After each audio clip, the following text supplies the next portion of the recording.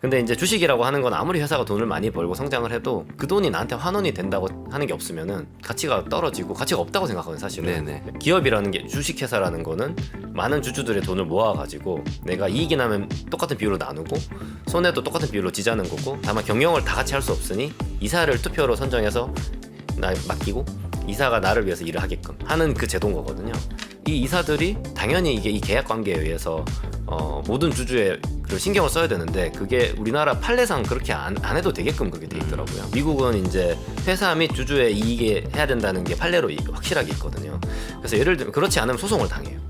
이제 내가 주주의 모든 이익을 고려했다고 하는 거를 항상 증빙을 남겨야 돼요. 예.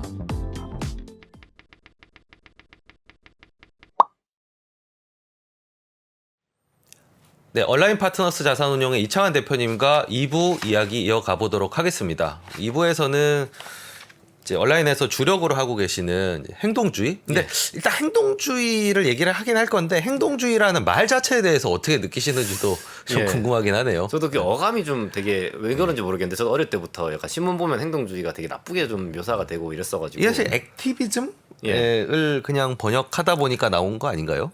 그런데 되게, 그래서 저도 굳이 그래서 그거를 번역하면 이게 맞는 것 같긴 하지만 좀 어감은 조금 그렇더라고요. 그래서 근데 하여튼 어쨌든 이걸 어감을 좀 우리가 어떻게 하냐에 따라 좀 개선시킬 수도 있는 것 같고. 어떻게 좀 바꿔볼 수 있을까요, 말을? 그러니까 이 의미, 그러니까 특히 이 대표님이 추구하시는 그 말을 조금 더 잘 드러내자면, 계속 행동주의란 말 쓰긴 할 건데, 그렇죠.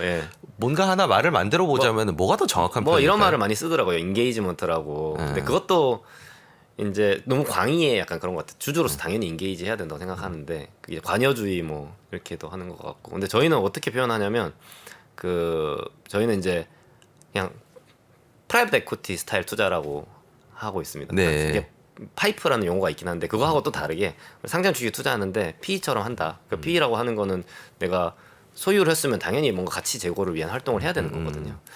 그래서 근데 어쨌든 그거가 결국에는 한국 용어로 카테고리가 이제 행동주의로 되니까 어쩔 수 없이 그렇게 되고 있는 것 같습니다. 어찌 보면 뭐 기업 가치 제고 운동, 혹은 뭐 거버넌스 개선 활동, 밸류 뭐 가치 창출, 가치 제고, 가버넌스가 잘 돼 있는 회사더라도 이게 거기에 저희가 가버넌스 개선을 하려고 하는 게 아니고 저희는 그냥 가치를 올리려고 하는 거라서 예를 들면 뭐 가버넌스는 잘 돼 있는데 저희랑 이야기해가지고 그들이 못하는 걸 저희가 도와줄 수 있거든요. 왜냐면 뭐 갖고 있는 자산을 매각을 하게 도와준다든지, 아니면 뭔가 M&A를 해서 뭔가 붙여주는 걸 도와준다든지, 아니면 대주주가 매각하는 걸 좀 도와준다든지. 진짜 그건 이제 PF적인 스케일이네요. 저희는 그러니까 애초에 저희가 이거를 가버넌스를 개선하겠다고 해서 하는 거는 아니고요. 그냥 투자하는 회사에 당연히 가치를 올려야 되고, 그러기 위해서 할 수 있는 모든 걸 다 한다. 근데 이제 알려져 있는 게 지금 공개적으로 하는 것들이 이거라서 그런 것 같습니다. 그러니까 결국은 기업 가치 제고가 핵심 맞습니다. 키워드이고, 하는 기업 가치 창출. 사실 행동주의라고 하면 좀 대주주와 좀 각을 세우는 듯한 그런 느낌이죠. 약간 이분법적으로 좀 편가르기처럼 돼버려서 그런 것 같습니다. 조금 쓰기가 껄끄럽긴 하지만 일단 통용되는 부분이니까 행동주의라는 말로 일단 이어가 볼 텐데요.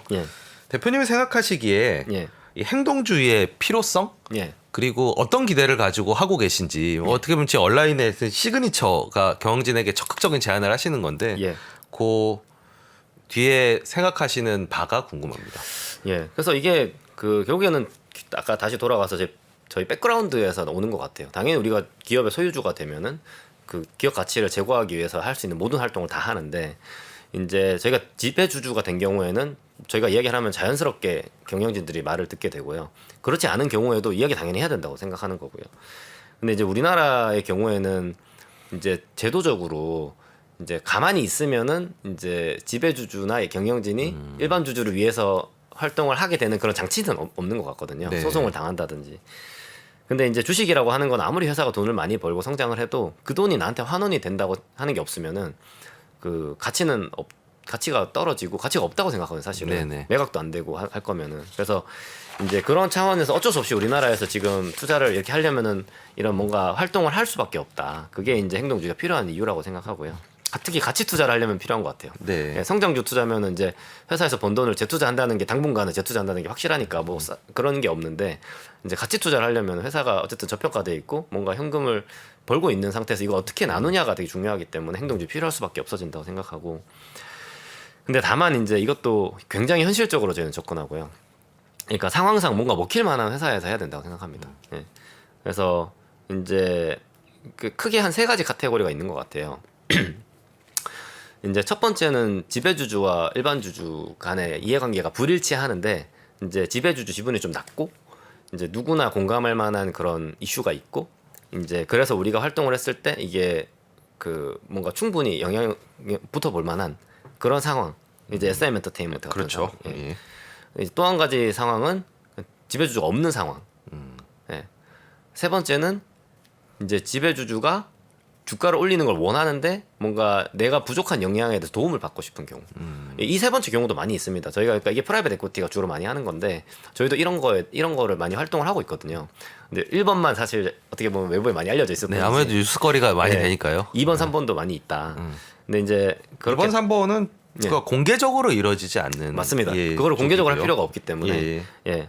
프라이빗 에코티적인 그런 활동이라고 보시면 되고 아마 그런 것들도 보실 수 있을 거예요. 저희 회사하고 협상을 해서 회사에다가 투자를 하고 회사 가치를 같이 올리는 이런 류의 딜들도 하고 있거든요. 예. 그래서 그렇고 이제 그러면은 행동주의가 먹히는 회사들에 대해서는 저희는 하여튼 기본적으로는 우리가 충분히 이게 먹힐 수 있겠다는 현실성을 굉장히 많이 따진다. 그리고 그런 기업이 그렇게 많지는 않습니다. 네, 일단 그렇게 보고 있습니다. 그러면 이제 만약에 얘기를 듣는다라는 이제 카테고리를 얘기해 주셨는데 예. 기업 가치 어떻게 제고를 해야 됩니까? 라고 요청을 한다면은 예. 마음을 열고 왔을 때 예. 기업 가치를 제고하기 가장 좋은 제안은 어떤 겁니까? 저는 이제 너무나 쉬운 거는 이제 자사주 매입 소각이라고 예. 생각합니다. 예, 자사주 매입 소각. 저평가돼 있는 경우에 한해서 예. 예. 저평가돼 있으니까 이제 기업 가치를 제고하고 싶을 예. 건데 이제 자사주 매입 소각이 이게 너무 쉬운 일인 게 어쨌든 간에 본인의 회사 사업의 잠재력과 전망 이런 거를 자기 스스로보다 더 잘 아는 사람은 없을 거잖아요. 근데 내가 내부적으로 이제 재투자하는 그 불확실성이 있는데 신규 사업이나 뭐 증설이나 이런 것들은 그거에서 예상되는 ROI보다 뭐 자사주 매입이 훨씬 더 수익성 높은 경우가 많거든요. 예를 들면 PER이 5배다. 아니 은행이면 PER이 3배잖아요. 네. 그리고 넷인컴 그러니까 당기수익이 성장하고 있으니까 PER이 3배 내가 내 주식을 사면 거꾸로 보면은 1년에 33% 수익이 나는 거거든요. 그리고 늘어나는 거고. 근데 은행 영업을 했을 때 10%밖에 ROE가 안 나오잖아요, 사실은. 뭐 다른 회사도 마찬가지입니다. 그래서 자사주 매입 소각을 적극적으로 좀 하는 것들인 것 같고요. 네. 이 지점에서 예. 이론적으로는 예. 사실 자사주 매입 소각을 공격하기가 참 어려운 것 같아요. 뭐 현금의 재발견 같은 책에서 나오는 것만 예. 보더라도 예. 그리고 뭐 찰리먼 같은 경우에는 자사주 매입 소각은 뭐 양동이에 든 물고기를 잡는 뭐 그 정도로 되게 쉬운 일이고 예. 기업 가치 재고가 확실히 이루어질 수 있는 거다고 하지만 예. 정작 경영진들이 행하지 못하는 데에는 또 이유가 있잖아요. 예. 그러니까 예를 들면 똑같더라. 내 주식에 투자해서 자사주 소각을 하는 건 돈을 날리는 거라고 생각하고 예. 남의 회사 주식을 사는 건 투자고 이게 내 자산이라고 생각하고 예. 뭐 그런 이제 차이도 좀 있는 것 같고 예. 그리고 기업 환경이 어떻게 될지 모르는데 이거를 자사주를 사서 갖고 있으면 예. 샀다고 치면은 예. 이걸 나중에 팔아서 현금화를 할 수 있는데 소각을 해버리면 예. 이거 나중에 어디 가서 찾아먹지도 못하고 예. 돈 필요할 때 곤란해지는 거 아니냐 예. 뭐 이런 반발에 이제 많이 부딪히시잖아요. 저희도 제안을 해보면은 거의 그래서 망설이시거든요. 네, 네. 여기에 대해서 어떻게 조언을 해주실 수 있나요? 근데 일단 기본적으로는 그러니까 약간 강제력이 좀 저는 있어야 된다고 생각합니다. 왜냐하면 단순한 이해 문제만은 아니다는 예, 거죠. 기업의 경영진 입장에서는 이게 재무 이론에도 나오는데 그 엠파이어 빌딩이라고 하는 게 있잖아요. 기업의 경영진은 기본적으로 내가 주주가 아니기 때문에 회사가 큰 게 좋습니다. 네. 회사 현금이 많고 회사 커가지고 본인 영향력도 좀 예, 커지고 예, 예. 자리도 좀 많아지고 예, 그래서 그게 당연히 이해관계가 다른 것이고요. 그 미국의 행동중 대부분 이런 것들이거든요. 이게 에이전시 대리인 문제가 있는 것이고 예.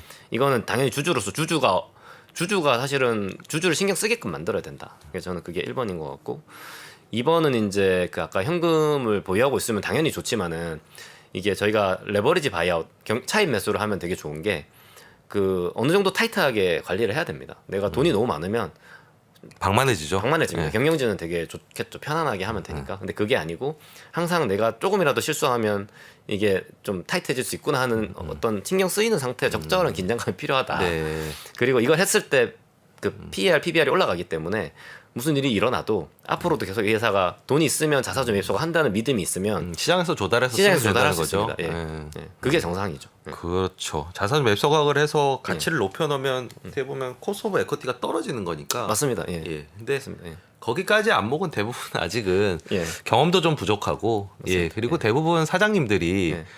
이 재무통으로 거기 자리까지 올라가신 분이 다가 아니잖아요. 맞습니다. 영업을 잘 하시는 분도 예. 있고 전략을 잘 짜시는 분도 있고 그런 분들이 갑자기 그 자리에 올랐다고 해서 갑자기 그런 재무적인 이론이 예. 이제 확 트이거나 예. 그러지 못하는 것도 현실이더라고요. 맞습니다. 근데 주주가 무서우면 그거 배우게 됩니다.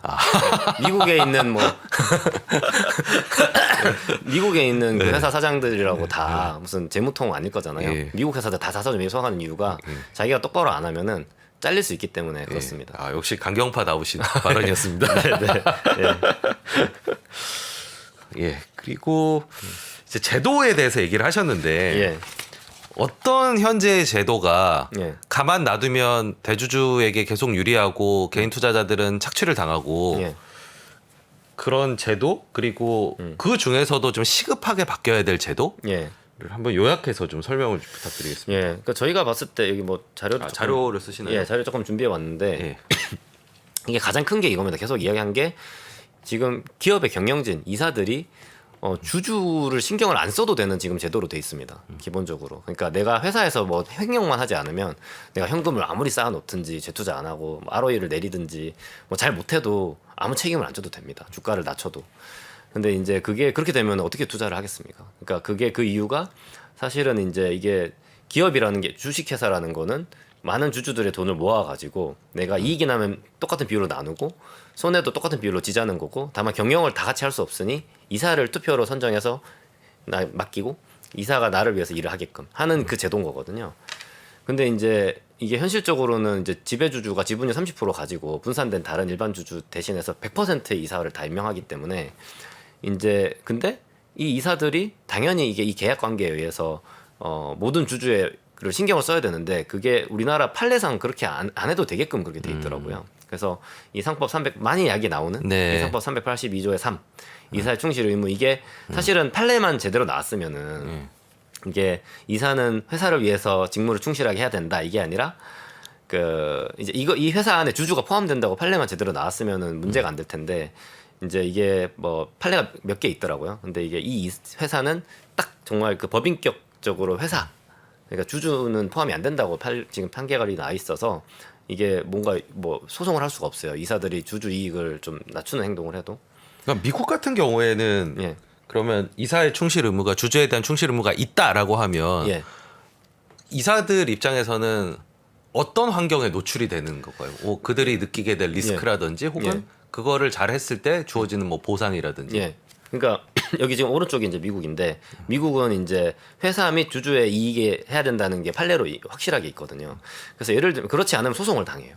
그래서 이제 항상 신경 쓰게 되고 개인으로 손해배상에 맞습니다. 예. 노출된다는 이사들이 건가요? 개인으로 손해배상을 해야 되기 때문에 항상 그리고 그 이제 내가 주주의 모든 이익을 고려했다고 하는 거를 항상 증빙을 남겨야 됩니다. 예. 그래서 이거 비용이 많이 들긴 하는데 그만큼 그 비용으로 이 자본시장의 신뢰가 유지되는 거거든요. 저도 이제 IB 출신이니까 미국에서 이 큰 사업이 fairness opinion이라고 하는 뭐 M&A 하거나 할 때 항상 이게 주주 관점에서 최선의 선택이었다는 걸 기록을 남겨놔야 돼요. 골드만삭스, JP모건에 뭐 한 2~30억씩 100억씩 주고. 그게 이제 자문 서비스 중에 하나군요. 맞습니다. 예, 예. 이사들을 보호해 줄 수 있는 장치를 만들어주는 게. 그렇지 않으면 소송을 당하기 때문에 예를 들면은 미국에서는 그러니까 대주주가 잘 없긴 하지만 그 회사를 인수하려면 그 상장 회사를 인수하려면 무조건 100%를 사야 돼요. 네. 대부분 왜냐하면 그런 법은 없어요.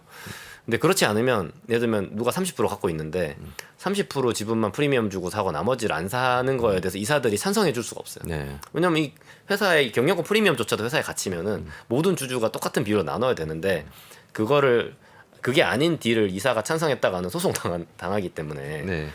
그 자동으로 공개 매수가 되는 거거든요.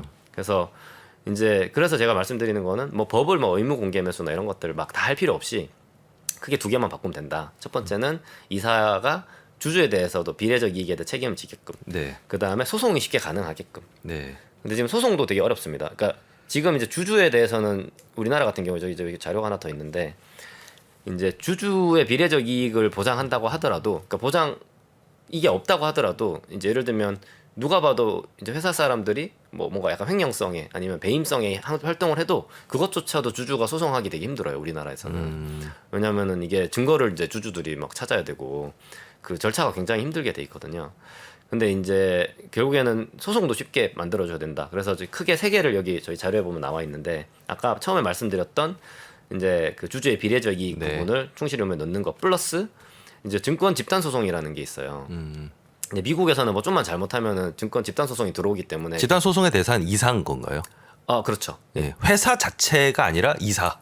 이사인 걸로 알고 있습니다. 네. 근데 이제 그 우리나라에서는 이거 집단 소송을 하려면은 법원에서 이게 집단 소송의 대상이 되는지 안 되는지에 대해서 이제 심의를 하는데 이제 이거에 대해서 그 회사가 항고를 할 수 있는 것 같아요. 그래서 항고를 즉시 항고 제도라는 게 있어가지고 그렇게 되면은 그 이게 어떤 집단 소송을 했을 때 이게 집단 소송의 대상이 되는지에 대해서 3심까지 가기 때문에 5년이 걸리는 거거든요.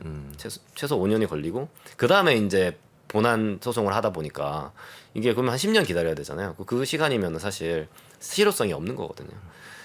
그리고 이제 그 입증의 책임조차도 이제 주주가 다 져야 되니까 이거를 증거를 회사 내부 사람이 아닌데 우리가 어떻게 알겠습니까? 근데 미국 같으면 아까 말씀드린 대로 이사들이 내가 무죄라는 걸 항상 준비를 해야 되니까 이제 우리도 그렇게 할 수 있는 제도를 좀 도입해야 된다. 그러면 미국 같은 경우에는 소송을 한다라고 하면 회사 내부에 있는 자료들을 다 제출해야 되는 제출을 해줘야 되는 건가요? 다 제출. 그게 무슨 증거 개시 제도라고. 저도 사실 법률 전문가는 아니라서 이제 뭐 깊이 알지 못하는데 그래서 처음에 증거를 다 내고 그때 안 냈 만약에 있는데 안 냈다 일부러 그러면 굉장히 재판에 불리하게 나중에 작용하게 됩니다. 그러면 이 제도가 이제 문제가 뭔지는 알았는데 당장 변화가 없다고 한다면 이제 온라인 같은 경우는 이 제도 하에서도 사실은 이제 원하는 부분들 혹은 잘못된 부분들을 이제 바로 잡아야 하시는 거잖아요. 맞습니다. 이게 가능한가요? 그러니까 지금 현재 제도 있나요? 지금 현재 제도 하에서도 그러니까 제가 봤을 때 지금 현재 제도에서 가장 현실적인 거는 일단은 그러니까 이사회에 진입하는 게 사실은 굉장히 저는 중요하다고 보고 우리나라 법에서도 기본적인 거는 열어놨다고 생각합니다. 그게 이제 옛날 상법에서도 감사에 대해서는 이제 3% 룰이 있어가지고 이것도 사실 쉽진 않아요. 쉽진 않지만 굉장히 분명한 이런 그 명분이 있을 때는 충분히 스튜어드십 코드가 이제는 돼 있기 때문에 기관들 지지를 해주거든요. 뭐 또 SM에서 보여주셨던 부분이고, SM에서 받고 이게 그 이제 의결권 자문 기관이라는 것들이 있어가지고 그거를 따르게 돼 있기 때문에 그리고 감사위원 그 3% 룰이라고 해서 또 하나가 이제 이번에 공정경제 3법 하면서 만들어 놓은 게 있어가지고 그 사람은 감사위원인 이사 중에 최소 한 명은 3% 룰에 따라서 뽑게 돼 있기 때문에 그 한 명이 들어가는 게 없는 거랑은 정말 천지 차이가 납니다. 왜냐하면 우리나라에서도 어쨌든 이제 뭐 이게 그 명확하진 않지만 이사들이 어쨌든 회사의 이익을 위해서 일을 해야 되고 회사의 이익이 주주의 이익과 대부분은 연결돼 있잖아요. 아닌 경우도 있지만 그러니까 이사회에서 원래 이상한 것들이 막 논의되고 통과될 수 있었던 거를 한 명만 들어가 있으면 뭔가 말을 하면 그게 이사 의사록에 다 남게 되고 그렇게 되면은 함부로 하지 못하면 되거든요. 이사도 다 개인적으로 책임을 져야 되거든요. 우리나라 이사들도. 그래서 그게 일단 제일 저는 좋다고 생각하고 이제 두 번째는 이제 주주 제한 제도를 저는 많이 활용해야 된다고 보고 있습니다. 그래서 예를 들면은 그 우리가 원하는 주주총회 안건을 이사들이 안 올리면 주주가 직접 제안을 배당이든 자사주 매입 이런 거를 제안할 수 있고 투표를 통해서 통과시킬 수 있습니다. 그래서 이런 걸 할 수 있고 이제 세 번째는 결국에는 이제 좀 지분을 많이 사서 이제 지분율로서 결국에는 좀 압력을 가해야 되는 그런 게 좀 있다고 봅니다. 제가 여기서 이제 시청자분들의 좀 묵은 좀 과제를 좀 해결을 해드리고 싶은 마음에 대표님을 통해서 설명을 좀 들어보려고 하는데 지금 계속 저희가 이사회라는 얘기를 하잖아요. 근데 우리나라 분들은 여기에 대한 이해도가 좀 떨어지시는 것 같아요. 이게 드라마 같은 데서 보면 이사회가 나오지만 임원회의와 이사회의 차이도 잘 인지를 못하시는 것 같고 그리고 이사들은 뭐 우리 주변에도 많고 뭐 가족 중에도 있고 뭐 내가 될 수도 있고 뭐 이사라고 하는 건 뭐 소위 말해서 이제 군대로 치면은 별 같은 거라고는 하지만 막상 부장에서 이사가 된다는 게 어떤 법적 책임과 어떤 역할이 달라진다는 건지 그냥 단지 승진인 건지 근데 우리가 일상적으로는 이사, 이사회 이런 얘기를 많이 하잖아요.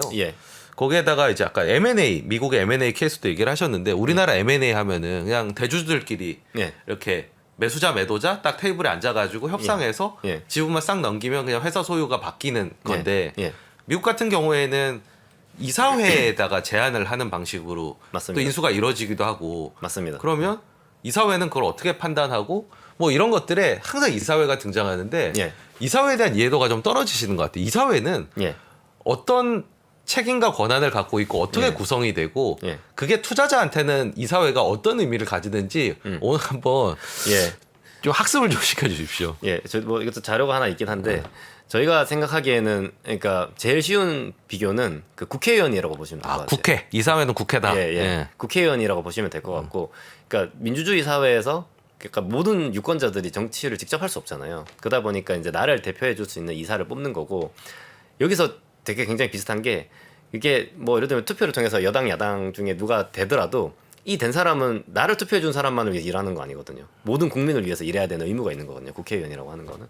그러니까 이사회도 마찬가지입니다. 그러니까 주식회사를 모든 주주가 다 직접 경영할 수 없으니 이제 투표를 통해서 이사를 임명해서 이사들이 실질적인 그 주주총회에서 결정할 수 있는 사안들이 있고, 근데 대부분은 이사회에서 결정할 수 있도록 돼 있어요. 그래서 이사회에서 결정하는 사안들에 대해서 법적인 책임을 지고 내가 이제 위임을 받아서 기업을 경영한다, 이렇게 보시면 될 것 같고요. 그러니까 뭐 정치에서 모든 사안들을 표결하지 않는, 투표에 붙이지 않는 것처럼 이제 국회에서 이제 할 수 있는 권한들이 있는데 그게 이사회에서는 상당 부분의 중요한 의사결정들이 여기서 그냥 끝나버리는. 맞습니다.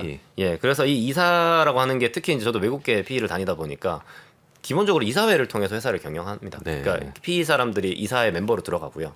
그 다음에 이제 뭐 사내이사, 사회이사도 또 하고. 보통 그냥 PE 같으면은 그냥 대표이사하고만 독대하면서 이렇게 해라 저렇게 해라 이렇게 해주세요 이럴 것 같은데 실제로는 이사회를 합니다. 상대로. 그러니까 매월 뭐 이사회를 하면 이제 회사 사내이사 분들이 들어오시고, 대부분 이제 대표이사, 그다음에 뭐 C 레벨 분들이 들어오시고, 그다음에 뭐 이 투자사 분들은 기타 비상무이사라고 해가지고 들어가고, 뭐 필요한 경우에 뭐 사회이사나 감사가 있는 경우도 있어요. 그래서 매월 앉아가지고 제대로 합니다. 그래서 이 자료 준비하는 토론도 하고, 토론도 하고, 이거를 결국에는 이사회에서 이제 그 주주총회 안건이 되는 안건들을 빼고 나머지는 다 이사회에서 결정을 하고, 이제 주로 업무를 어떤 걸 하냐면은 이제 보통 보통 제일 중요한 게 매년 하는 게 이제 그 예산, 그러니까 경영 목표라는 거를 설정을 해요. 그래서 그거를 설정을 하고 중간에 조정도 하긴 하는데, 그리고 목표를 설정한 다음에 그거를 월간 단위로 점검하는데, 목표를 달성하면 보너스를 주고 달성 못하면은 뭔가 좀 페널티가 있고, 이런 식으로 그 경영진들에 대한 평가 및 보상도 한다고 보시면 되고요. 근데 경영진 인선도 이사회에서 합니다. 대부분은 회장님이 한다고 생각하시지만 사실은 이사회의 권한. 사실 이사회에서 합니다. 그리고 이사회가 하는 게 맞습니다. 이사회들이 왜냐면 법적인 책임을 지는 거기 때문에. 그래서 사회이사 있고 한데, 실질적으로는 이제 우리나라 상장에서는 거수기인 경우가 거수기고 이사회를 하지도 않아요. 사실 제가 알기로는 만나서 했다고 돼 있는데 사실은 안 했고 그냥 가라로 도장 찍어서 하는 경우도 많고.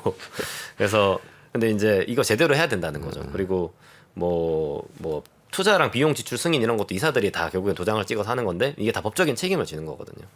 근데 이게 소송을 아무도 안 하니까, 할 수 없게 돼 있으니까 굉장히 편안하게 지금은 할 수 있다. 쉽게 하고 계신 상태인데, 근데 저는 또 그 국회에 비유하고 조금은 좀 다르다는 느낌이 드는 게, 저희도 회사 차원에서 뭐 5%, 8%, 10% 이렇게 지분 공시되어 있는 회사들이 있지만 현실적으로 10%가 있다고 해서 저희가 이사를 한 명 선임하거나 이런 권한은 없거든요. 그러니까 이게 진짜 투표 같은 그런 개념이라고 하면은 그래도 어느 정도의 그러니까 최소한 저희의 이해관계를 의견을 좀 관철시킬 만한 대표자를 보내고 싶고, 최소한 그래도 10분의 1 정도는 저희한테 그게 주어져야 된다고 생각하는데, 실질적으로는 그냥 51을 가진 사람이 다 임명하는 형태가 돼버리는 거잖아요. 맞습니다.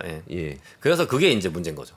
그래서 지금 우리나라가 지금 거버넌스가 이런 거고. 그럼 미국은 한 10%, 15% 갖고 있으면은 당신한테 이사를 한 명 추천할 수 있는 권한을 드리겠습니다, 이렇게 한다는 건가요? 그렇죠. 행동주의 펀드들이 그래서 한 10% 정도 사가지고 내가 이사회 진출하겠다고 해서 협의를 해서 이제 이사회에 한 명 집어넣거나 2명 집어넣거나 하거든요. 그러니까 되게 많은 그 행동주의 펀드들 주로 하는 게 그렇거든요. 근데 이제 그 이사가 한 명 들어가면은 이사회에서 이제 의견을 펼치면서 이제 그들도 사실은 이제 이게 다 이사회 의사록에 다 남고 하기 때문에 내가 명분 있는 이야기 했을 때 무조건 반대할 수 없거든요. 그런 건데 지금 우리나라에서는 이사를 한 명 임명하기 되게 힘들어요. 근데 그나마 그래도 그래서 제가 이제 공정경제 3법을 보고 이거 창업해야 되겠다고 생각한 게 감사위원인 이사를 한 명 임명할 수 있게 된 거잖아요. 옛날에는 이제 감사를 임명하려고 하면 어떻게 했냐면 그 기업들이 감사위원회를 갑자기 제도를 바꿔요. 근데 감사위원회는 이사를 다 뽑은 다음에 내 입맛에 맞는 이사를 다 뽑은 다음에 감사위원을 임명하는 거기 때문에 아무도 들어갈 수가 없었는데 이제 그게 그래도 채널이 하나 생긴 거죠. 그래서 그렇게 해서도 넣어야 된다. 그리고 다만 아까 국회의원 비유로 돌아가서 내가 한 명도 내가 원하는 국회의원이 없더라도 국회의원은 나를 위해서 일을 해야 되는 게 맞잖아요. 그런 것처럼 아까 처음에 얘기했듯이 이제 그 법을 개정을 통해 가지고 이사들이 나를 임명한 이상 아니어도 주주가 아니어도 같이 일하게끔 그 제도도 만들어야 되는 건데 그거는 이제 법 개정이 사실 쉽진 않으니까. 더불어서 이제 국민의 복리에 큰 이제 해를 끼친 사람이 있다면은 책임을 져야 되는 거죠. 책임을 지게 할 수 있는 그런 제도적인 장치도 동시에 필요하다. 맞습니다. 그래서 저는 이 사회, 그러니까 결국은 이 행동주의에 있어서 굉장히 중요한 사실 이 사회에서 모든 안건이 처리되고 사실 좋은 거든 나쁜 거든 다 여기에서의 어떤 의사결정의 결과물들인데 맞습니다. 그거에 비해서 우리가 너무 이제 드라마에서 봤던 모든 게 다 그냥 회장님, 최대 주주, 그냥 그 사람들이 다 아는 거 그렇게 생각하다 보니까 저희가 쉽게 그 의욕을 못 내는 것 같아요. 맞습니다. 결국 50일이 아니면은 모든 게 의미 없어라는 이분법적인 사고를 하는데 실질적으로 이 사회를 통해서도 할 수 있는 것들이 개선을 할 수 있는 것들이 많다라고 생각하시는 거죠. 굉장히 많습니다. 이 사회 한 명만 있어도 굉장히 많은 걸 바꿀 수 있고 내가 여러 명이 없더라도 한 명만 감사위원이든 이사든 한 명만 들어가도 이게 그 뭔가 다 권한들이 있거든요 법적으로. 그리고 그 상황에 대해서는 그래서 PE들이 투자할 때도 소수지분 투자할 때도 이사회 한석 달라고 하는 게 되게 많아요. 처음에 옛날에는 이해를 못했어요. 내가 이사회 한석 있어봤자 10명 중에 한 명이면 내가 원하는 거 통과 못 시키는데 왜 이게 필요할까? 이게 소수주주의 권리를 보호하는데 한석이 있어도 됩니다. 왜냐면은 뭐 이제 당연히 소수주주의 권리를 침해하는 이런 것들이 안건이 올라오면 이게 왜 잘못됐고 이유가 뭔지에 대해서 토론을 하면 그게 다 기록이 남고 이거를 잘못 명분 없이 했다가는 소송 당할 수 있기 때문에 못 하게 돼요. 그래서 이게 굉장히 중요하다. 그래서 오늘 제가 봤을 때는 이 좀 그 프로그램을 통해 갖고 이 이사의 중요성 그리고 앞으로 이제 뭐 결국에는 길이 하나 있는 거니까 감사든 이사든 좀 많이 선임하는 경우가 좀 많이 늘어났으면 좋겠어요. 그럼 만약에 문제가 좀 있는 회사, 기업 가치를 심대하게 훼손한 회사가 있다.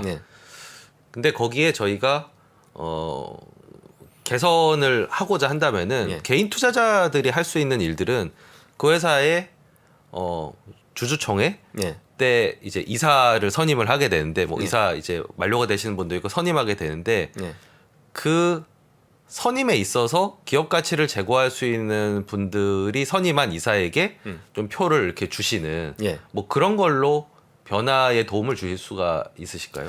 개인 투자자 입장에서 아무래도 좀 제한이 많이 되는 것 같은데 저는 일단은 기본적으로는 당연히 누가 뭐 행동주의 펀드가 나오든지 해서 그런 내가 찬성할 만한 안건이 있으면 거기 투표하는 건 너무 당연한 것 같고요. 근데 그 외에 이제 할 수 있는 게 뭐가 있냐라고 생각해 보면은 이제 일단은 회사에다 서한 보내고 하는 것들은 저는 그래도 의미가 있다고 생각합니다. 뭐 IR에 전화하는 정도가 아니라 이사회를 수신자로 해서 주주로서 이사들에게 주주 서한이라는 걸 보낼 수 있거든요. 그건 꼭 기관이 아니어도 됩니다.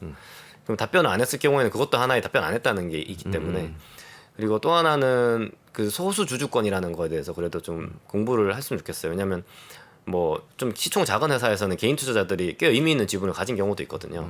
그래서 아까 말씀드렸던 주주 제한, 그 다음에 이제 뭐 이사회 의사록 열람 청구, 회계장부 열람 청구 이런 청구권들이 소수주권이 다 있으니까 그런 것들을 활용할 수 있다.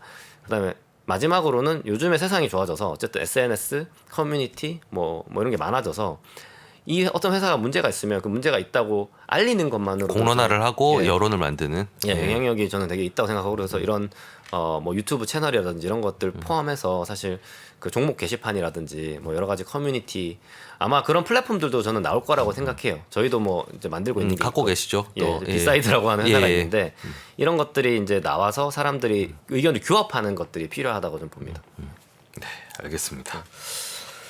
자, 그리고 저희 코너에 이제 공통 질문 드리도록 하겠습니다. 개인 투자자들이 투자를 할 때 해야 할 일 한 가지와 하지 않았으면 하는 일 한 가지. 저는 이제 그 뭐 핵심 요약이라고 좀 생각하는데 이제 뭐 너무 단순한 일일 수도 있겠지만 주식이 단순히 종이 쪼가리가 아니라 이게 이제 내가 기업의 공동 소유자이자 파트너라는 관점에서 생각해 봐야 된다. 예. 그러니까 이게 아까 마지막에 이야기했던 개인 투자자 뭘 할 수 있냐에 대한 거랑 좀 연결됐는데 그렇게 했을 때 투자 성과도 좀 좋아질 수 있다고 생각합니다. 예. 이게 왜냐하면 보는 관점이 좀 바뀌거든요. 그래서 두 번째는 이제 그래서 이게 하지 말아야 될 일이죠. 그러니까 주식을 단순히 매매할 종이 쪼가리로 본다는 거. 근데 해야 될 일은 이제 저는 많은 사람들이 이거를 많이 미스한다고 생각하는데 이제 공부를 할 때 이제 산업이랑 기업 실적만 이게 볼 게 아니라 이제 주요한 이해 관계자들과 그들의 모티베이션에 대해서 항상 좀 깊게 고민했으면 좋겠어요. 네. 그게 굉장히 큰 영향을 미치기 때문에. 네. 네. 사실 저도 이제 주식 투자를 오래 하면서 처음에는 그냥 어떻게 보면 스킬, 그러니까 뭐 좋은 주식을 찾는 기준 이런 거였는데 계속 하다 보니까 참 그런 어떤 이해관계자의 이해관계 그리고 모티베이션, 뭐 거버넌스 구조 이런 것들이 굉장히 중요하다는 생각이 많이 들더라고요. 예. 그래서 그 부분을 좀 지적을 해주셔서 저도 이제 공감을 하고요. 그리고 이제 대표님 말씀은 이제 주주의 권리를 우리가 의식하고 그거를 좀 적극적으로 좀 행사를 함으로써 저도 이거를 뭐 포기하고 이미 다 완성되어 있는 미국 시장에 가서 그거를 누리시는 것도 하나의 방법이지만 어찌 보면 그냥 투자가 돈을 버는 행위, 수익을 좀 극대화하는 행위라고 봤을 때는 저는 이 변화의 폭이 클수록 추가 수익이 또 추가 수익이 또 저는 클 수 있다고 생각을 하거든요. 이걸 같이 만들어 나갈 수 있고 이걸 같이 누릴 수 있다고 하면은 충분히 한국 시장에서도 우리의 권리에 눈을 뜨고 적극적 행사를 하고 또 이런 온라인 같은 회사들이 많이 생겨서 리드를 하고 올바른 방향을 제시를 해주시면은 오히려 저는 여기서 더 의미도 있고 수익 창출도 할 수 있고 그럴 수 있지 않을까. 너무 빨리 포기하고 사실 저는 미국 시장으로 가시는 게 좀 안타깝기는 하거든요. 여기서 할 수 있는 일들을 좀 계속 같이 해봤으면 좋겠다라는 의미에서 또 이렇게 행동주의에 관한 얘기들을 가끔씩 코너에서 또 이해를 도와드리려고 또 얘기를 많이 나누는 부분도 있습니다. 너무 좋은 것 같습니다. 네. 네, 그러면 지금까지 온라인 파트너스 자산운용의 이창환 대표와 함께 얘기를 많이 나눠봤는데요. 시청자분들께서 이 PEF의 관점에서 어떻게 기업을 대하고 종목을 분석하고 종목을 고르는지 인사이트를 얻으셨으면 하고요.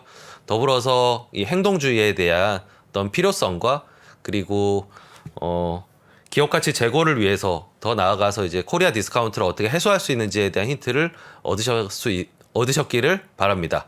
네, 이창환 대표님께 앞으로도 이제 여러 가지 활동들 통해서 많은 기업 가치들 좀 제고시켜 주시고 또한 이제 코리아 디스카운트 해소에 큰 이익을 담당할 수 있기를 또 바랍니다. 감사합니다. 네, 오늘 시간 내주셔서 감사합니다. 얘기 잘 들었습니다. 네.